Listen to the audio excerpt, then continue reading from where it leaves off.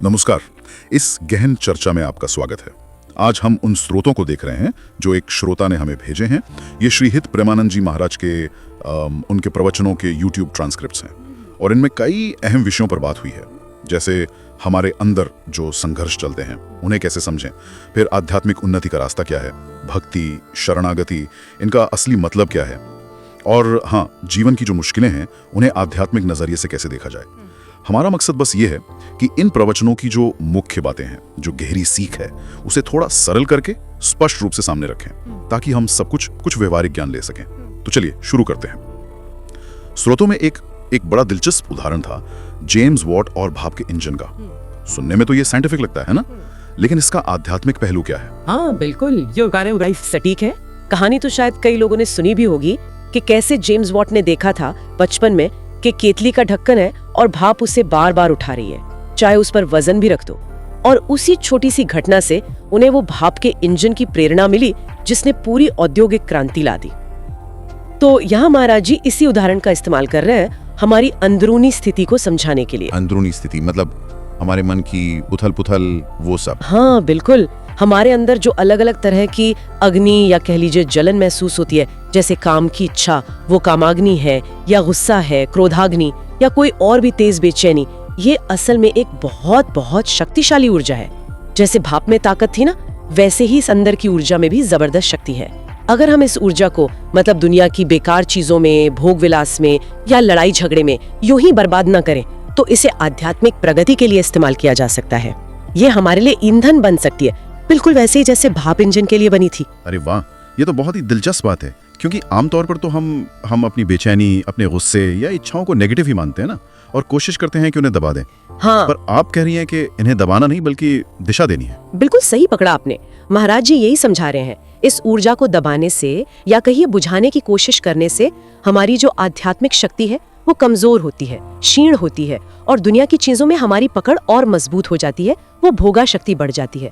इसके बजाय इस अंदरूनी अग्नि को सहना सीखना है और उसे भगवान की तरफ मोड़ना है। जो इस जलन को सह लेता है ना, उसे अंदर से सहन शक्ति मिलती है और यही ऊर्जा उसे तेजस्वी बनाती है। तेजस्वी? हाँ, मतलब उसमें एक आध्यात्मिक ओज, एक शक्ति आ जाती है। इसी आंतरिक अग्नि को सहने की जो क्षमता है वही हमें ईश्वर से जुड़ने की ताकत देती है। इसीलिए महाराज जी कहते हैं सहना हमारा परम धर्म है। सहना और मुड़ना, ये दो शब्द यहाँ बहुत बहुत महत्वपूर्ण लग रहे हैं। तो इसका मतलब ये हुआ कि ये जो अंदर की बेचैनी है, ये असल में ये हमें आगे बढ़ने में मदद कर सकती है, एक तरह का कैटलिस्ट। बिल्कुल, स्रोत इस बात को और भी साफ करते हैं। कहा गया है कि जो व्यक्ति इस अंदरूनी संघर्ष को, इस जलन को धैर्य से सह लेता है और भगवान की ओर मुड़ जाता है, वो महात्मा बन जाता है। लेकिन जो इस जलन से घबराकर दुनिया के भोगों में शांति ढूंढने रखता है, वो विषय आत्मा बनकर रह जाता है, मतलब भोगों में फंसा हुआ जीव। इसीलिए सत्संग सुनने पर और जो सुना है उस पर मनन करने पर, मतलब गहराई से सोचने और उसे जीवन में उतारने पर इतना जोर दिया गया है। केवल सुन लेना काफी नहीं है, उसे अपनाना पड़ता है।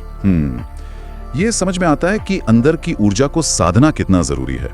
अच्छा, इसी कड़ी में स्रोत ये भी बताते हैं कि भक्ति में दृढ़ होने के लिए, मतलब निष्ठा लाने के लिए, कुछ खास गुणों का होना भी जरूरी है।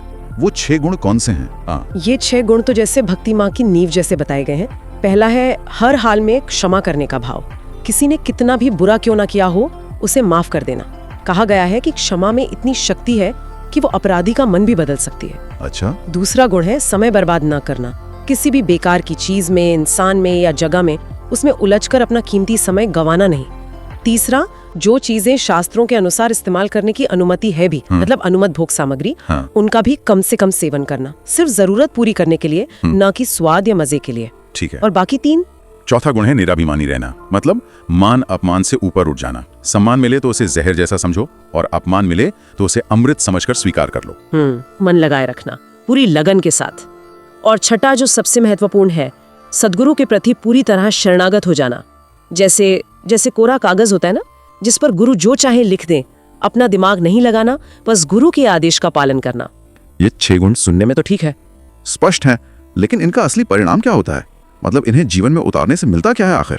देखिए, जब कोई साधक इन गुणों को अपने जीवन में उतार लेता है ना, तो उसके अंदर सच्ची विनम्रता पैदा होती है। उसे ना तो अपने अच्छे कामों का अभिमान होता है, ना अपनी भक्ति का, ना सेवा का, कुछ नहीं। वो समझ जाता है कि जो कुछ भी अच्छा हो रहा है वो गुरु और भगवान की कृपा से ही हो रहा है, मेरा कुछ नहीं है इसमें। ऐसा व्यक्ति ही स्रोत बताते हैं सिद्ध महापुरुष कहलाता है।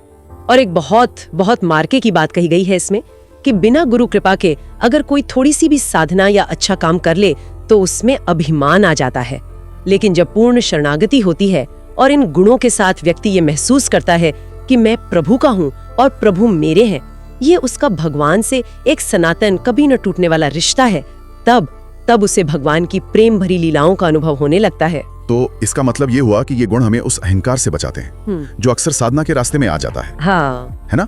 और ये पूर्ण शरणागति, जैसे आपने कहा कोरा कागज बन जाना, ये सुनने में जितना सीधा लगता है उतना है नहीं शायद। स्रोत में एक उदाहरण भी था कि लोग दुनिया की चीजों के लिए या दुख दूर करने के लिए तो खूब रोते हैं, हाँ। पर क्या कभी कोई भगवान की कृपा को याद करके या गुरु के उपकार के लिए कृतज्ञता में रोया है? ये जो आंसुओं का फर्क है, शायद यही शरणागति की गहराई बताता है। बिल्कुल सही। कृतज्ञता के आंसू वो शरणागति का सच्चा लक्षण है। और जब ऐसी शरणागति आती है तो फिर ये सवाल भी उठता है कि हम जिसकी शरण में जा रहे हैं उस ईश्वर का स्वभाव कैसा है, वो हमसे मिलते कैसे हैं। हाँ, इस पर भी स्रोत में बात हुई है। हाँ। एक बहुत महत्वपूर्ण सिद्धांत बताया गया है जो गीता के श्लोक यथा माम प्रपद्यन्ते पर आधारित है। इसका क्या मतलब है? इसका सीधा सा मतलब है कि भगवान भक्त के भाव और उसके लगन के अनुसार ही उसके साथ व्यवहार करते हैं, उसी रूप में उससे मिलते हैं। आप जिस भाव से भगवान को भजेंगे ना, भगवान उसी भाव का जवाब देंगे। इसके कुछ उदाहरण भी दिए गए हैं शायद स्रोतों में। हाँ, बड़े सुंदर उदाहरण है। जैसे जब विश्वामित्र जी भगवान राम को अपने यज्ञ की रक्षा के लिए ले गए थे तो उन्होंने राम के प्रति गुरु का भाव रखा और राम जी ने शिष्य का। भगवान राम एक शिष्य की तरह डर रहे थे कि कहीं गुरु जी की सेवा में कोई कमी न रह जाए। इसी तरह कहा गया है कि अगर कोई भगवान को पत्नी रूप में पाना चाहे या पुत्र रूप में या किसी वस्तु के रूप में भी, तो भगवान उस रूप में भी आकर उसकी इच्छा पूरी कर देते हैं। भक्त जिस रिश्ते से, जिस भाव से उन्हें पुकारता है, वे वैसे ही बन जाते हैं। अरे ये तो अद्भुत बात है कि भगवान इतने लचीले हैं। इसकी जड़ें बहुत गहरी हैं। उपनिषदों में आता है ना, एको अहम बहुश्याम, मतलब मैं एक हूँ अनेक हो जाऊं। ये सारी सृष्टि, इसका बनना, चलना, मिटना, ये सब भगवान का अपने आप में ही एक खेल है। उन्होंने ही खुद को अनंत रूपों में प्रकट किया है। उनकी शक्ति और गति तो अकल्पनीय है।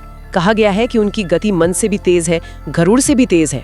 और भक्त के प्रति उनका प्रेम देखिए, अगर भक्त उनकी तरफ एक कदम भी बढ़ाता है तो कहते हैं वे 100 कदम चलकर उसकी ओर आते हैं। जन चाले एक पावड़ो, हरि चाले 100 कोश। ये सब सुन के तो लगता है कि भगवान तक पहुंचना भाई बहुत आसान होना चाहिए, लेकिन फिर भी हम देखते हैं कि लोग संघर्ष करते रहते हैं। ऐसा क्यों है? क्या गड़बड़ है? भी देते हैं कि अगर हमारी मांग केवल दुनियावी चीजों की है तो भगवान हमें वो चीजें दे तो सकते हैं, लेकिन उनके साथ आने वाले दुख, रोग, क्लेश और जलन भी हमें भोगने पड़ेंगे, क्योंकि सांसारिक भोग का अंतिम नतीजा यही होता है।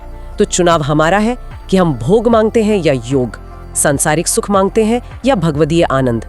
तो आप कह रही हैं कि भगवान तक पहुंचने में जो बाधाएं हैं वो असल में हमारी अपनी बनाई हुई हैं। बिल्कुल, हमें भगवान ने समझ दी है, समय दिया है, साधन दिए हैं, मतलब सामग्री दी है, और शक्ति यानी सामर्थ्य भी दी है। लेकिन हम इन सब का इस्तेमाल भगवान को पाने के बजाय दुनिया की चीजें मतलब भोग पाने में लगा देते हैं। ऐसा क्यों होता है? क्योंकि हमारे अंदर भगवान को पाने की सच्ची लगन और अगन, मतलब वो तीव्र इच्छा, वो तड़प, उसकी कमी है। भक्ति केवल बाहरी कर्मकांड या दिखावे से नहीं मिलती, वो दिल से की गई पूरी शरणागति से मिलती है। महाराज जी कहते हैं कि कृपा से साधक के अंदर बेचैनी बढ़नी चाहिए, उसे भगवान के लिए विरह, तड़प बननी चाहिए। लेकिन अक्सर लोग क्या करते हैं, उस बेचैनी को मिटाने के लिए वापस दुनिया के भोगों में उतर जाते हैं, और यही उनके पतन का कारण बन जाता है। ये लगन और अगन की बात बहुत महत्वपूर्ण है। अच्छा, इसी से जुड़ा एक और विषय है जिस पर श्रोतों ने चर्चा हुई, दुख और नकारात्मकता। खासकर किसी श्रोता ने पूछा था जादू टोना या बाहरी प्रभावों के बारे में। इस पर महाराज जी का क्या कहना है? महाराज जी का नजरिया इस मामले में बहुत साफ है और कर्म सिद्धांत पर आधारित है। उनका कहना है कि जीवन में जो भी दुख आता है उसका मुख्य कारण हमारे अपने ही पिछले या इस जन्म के बुरे कर्म होते हैं। एक कहावत भी है ना, जाको विधना दारुण दुख देन ताकि मति पहले हरिलीन। मतलब जब भाग्य को किसी को बहुत दुख देना होता है तो पहले उसकी बुद्धि भ्रष्ट हो जाती है, वो गलत निर्णय लेने लगता है। इसलिए दुख के लिए बाहरी चीजों को दोष देना, जैसे जादू टोना या किसी और व्यक्ति को, ये समस्या का हल नहीं है। ऐसा करने से हमारा दुख और भ्रम बढ़ता ही है, कम नहीं होता। तो फिर ये जो नकारात्मक शक्तियां होती हैं जैसे भूत प्रेत वगैरह, क्या उनका कोई अस्तित्व ही नहीं है? या वे हमें प्रभावित नहीं कर सकती? देखिए, अस्तित्व की बात अलग है, लेकिन महाराज जी समझाते हैं कि ये शक्तियां केवल उसी व्यक्ति को प्रभावित कर सकती हैं जिसके कर्म ऐसे हों कि वो इन प्रभावों के योग्य हो। ये एक तरह का कर्म संबंध है। अगर हमारे कर्म अच्छे हैं, हम भगवान की शरण में हैं, तो कोई बाहरी नकारात्मक शक्ति हमारा कुछ नहीं बिगाड़ सकती। जैसे ही हम अपने कर्म सुधार लेते हैं, भगवान का आश्रय ले लेते हैं, ये समस्याएं अपने आप खत्म हो जाती हैं। महाराज जी ने अपना खुद का उदाहरण भी दिया कि वे बचपन से ही शमशान और गंगा किनारे निर्भय होकर घूमते रहे, लेकिन उन्हें कभी ऐसी किसी शक्ति का अनुभव नहीं हुआ, क्योंकि वो मानते हैं कि उनके कर्म और भाव सही थे। अच्छा, तो इससे निपटने के लिए क्या कोई प्रैक्टिकल सलाह भी दी गई है? हाँ, बिल्कुल। सबसे कारगर उपाय बताया गया है भगवान के नाम का जप करना, नाम जप, और हनुमान चालीसा का पाठ करना। हनुमान चालीसा में तो साफ साफ लिखा ही है, भूत पिशाच निकट नहीं आवे, महावीर जब नाम सुनावे। हाँ बिल्कुल। नाम जप हमारे चारों ओर एक सुरक्षा कवच जैसा बना देता है। जिस घर में रोज भगवान का नाम लिया जाता है, कीर्तन होता है, भगवान का चरणामृत बनता है, बांटा जाता है, वो घर ऐसी नकारात्मक ऊर्जाओं से सुरक्षित रहता है। ये तो बहुत ही सीधी और शक्तिशाली सलाह लग रही है। और एक बहुत गहरी बात भी कही गई है कि अक्सर असली भूत कोई बाहरी शक्ति नहीं होती, बल्कि हमारी अपनी नकारात्मक सोच होती है, नेगेटिव थिंकिंग। अच्छा, हम खुद ही डर, चिंता और शक के भूत पाल लेते हैं अपने अंदर। नाम जप क्या करता है? हमारे मन को एक सही दिशा देता है, उसे भगवान में लगाए रखता है और व्यर्थ की नकारात्मक सोच से बचाता है। तुलसीदास जी का एक सुंदर उदाहरण भी दिया गया है। कहते हैं कि उन्हें हनुमान जी के दर्शन का रास्ता एक प्रेत नहीं बताया था। अरे? हाँ, तो इसका मतलब है कि अगर व्यक्ति सच्चा भक्त है, भगवान की शरण में है, तो तथाकथित नकारात्मक शक्तियां भी उसका भला ही कर सकती हैं, अमंगल नहीं। ये पहलू तो बहुत स्पष्ट हो गया। अब एक और बहुत जरूरी सवाल पर आते हैं जो श्रोता के स्रोतों से उठा था। क्या ये सच है कि भगवान जिससे प्रेम करते हैं, जिस पर कृपा करते हैं, उसका सब कुछ छीन लेते हैं? ये शायद गीता के किसी श्लोक की व्याख्या से जुड़ा सवाल है। हाँ, ये सवाल अक्सर उठता है और इस पर काफी भ्रम भी फैला हुआ है। स्रोतों के अनुसार ये सोचना कि भगवान कृपा करके सब कुछ छीन लेते हैं, ये एक गलतफहमी है, एक गलत व्याख्या है। भगवान का स्वरूप ही है मंगल भवन अमंगल हारी। वे मंगल करने वाले हैं, अमंगल कर ही नहीं सकते। जैसे सूरज है, वो चाहकर भी अंधेरा नहीं दे सकता ना, वैसे ही भगवान अमंगल नहीं कर सकते। तो फिर उस बात का क्या मतलब है जो कही जाती है कि भाई भगवान छीन लेते हैं? उसका सही मतलब समझना जरूरी है। होता यह है कि जब तक हमारी आसक्ति, हमारा लगाव दुनिया की चीजों में बना रहता है, जैसे धन दौलत है, परिवार है, मान सम्मान, भोग विलास, इन सब में, तब तक हमारा मन भगवान में पूरी तरह लग नहीं पाता। ऐसी स्थिति में भगवान कृपा करते हैं। अगर व्यक्ति समझदार है, विवेकशील है, तो भगवान उसके अंदर वैराग्य का भाव जगा देते हैं, जिससे वो खुद ही इन चीजों से अनासक्त हो जाता है। लेकिन अगर व्यक्ति का विवेक उतना मजबूत नहीं है और वो इन्हीं चीजों में फंसा हुआ है, तो भगवान कृपा करके उन चीजों को ही उससे दूर कर देते हैं जिनमें उसकी आसक्ति है, ताकि उसका ध्यान उन चीजों से हटे और भगवान की ओर मुड़े। ये छीनना नहीं है, ये दंड नहीं है, बल्कि ये दिशा बदलने की कृपा है। भगवान की कृपा असत्य को उजाड़ती है और सत्य को सजाती है। वो हमें झूठ से हटाकर सच की ओर ले जाती है। अच्छा, क्या इसकी कुछ उदाहरण भी दिए गए हैं जो इस बात को मतलब साबित करते हो? हाँ, बिल्कुल। राजा अम्बरीश का उदाहरण है। वे भगवान के इतने बड़े भक्त थे, लेकिन वे तो चक्रवर्ती सम्राट बने रहे, उनका तो कुछ नहीं छीना गया। दूसरी तरफ सुदामा का उदाहरण है। वे बहुत गरीब थे, लेकिन भगवान ने कृपा करके उन्हें अपार धन संपत्ति दे दी। हाँ, ये तो है। तो भगवान केवल छीनते नहीं है, वे कृपा से देते भी हैं। हमारे जीवन में जो मुश्किलें या कठिनाइयां आती हैं, वे अक्सर हमारे अपने पिछले कर्मों का फल होती हैं, पूर्व प्रारब्ध जिसे कहते हैं। भगवान की कृपा उन कठिनाइयों को छीन नहीं लेती, बल्कि उन्हें सहने की शक्ति देती है और उन मुश्किल हालात में भी हमें आध्यात्मिक रूप से आगे बढ़ने में मदद करती है। तो ये सजा नहीं है, बल्कि शुद्धि और उन्नति का एक तरीका है। ये स्पष्टीकरण बहुत महत्वपूर्ण है, क्योंकि ये भगवान की कृपा के बारे में एक आम धारणा को सही करता है। तो अब तक की जो चर्चा हुई उससे साफ है कि भाई अंदर की ऊर्जा को साधना है, भक्ति के गुण विकसित करने हैं, दुख को कर्मफल समझकर नाम जप का सहारा लेना है और भगवान की कृपा पर अटूट विश्वास रखना है। इस सब को देखते हुए आगे का रास्ता क्या है, मतलब स्रोतों से मुख्य रूप से क्या करने की प्रेरणा मिलती है? जो सबसे मुख्य बातें बार बार उभर कर आ रही हैं, वे है शरणागति, नाम जप और वृंदावन का आश्रय। शरणागति की बात तो पहले भी हुई, लेकिन इसकी शक्ति पर शायद और जोर दिया गया है। हाँ, शरणागति को तो भक्ति का सार कहा गया है। ये एक सीधा साधा सौदा है, जैसा महाराज जी कहते हैं। तुम अपने आप को पूरी तरह भगवान को सौंप दो, भगवान अपने आप को तुम्हें सौंप देंगे। इसमें कोई कॉम्प्लिकेशन नहीं है।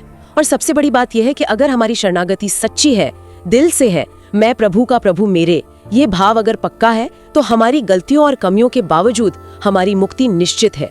हो सकता है इसमें कई जन्म लग जाए, लेकिन भगवान अपनी शरण में आए हुए को कभी छोड़ते नहीं है। इसकी तुलना भगवान से द्वेष रखने वालों से भी की गई है शायद, जैसे कंस या शिशुपाल। उनकी भी तो मुक्ति हुई थी। हाँ, बताया गया है कि द्वेष या भय से भी भगवान की प्राप्ति हो सकती है, जैसे कंस को हुई कृष्ण के भय से, या शिशुपाल को हुई कृष्ण से द्वेष के कारण। लेकिन ये केवल जय विजय जैसे भगवान के खास पार्षदों के लिए था, जिनकी मुक्ति एक विशेष दैवीय योजना का हिस्सा थी। आम आदमी अगर भगवान से द्वेष करेगा तो उसे मुक्ति नहीं मिलेगी, बल्कि उसे तो यमराज या ग्रहों द्वारा दंड ही मिलेगा। इसलिए आम इंसान के लिए प्रेम का मार्ग ही सबसे सहज और सबसे अच्छा है। अच्छा,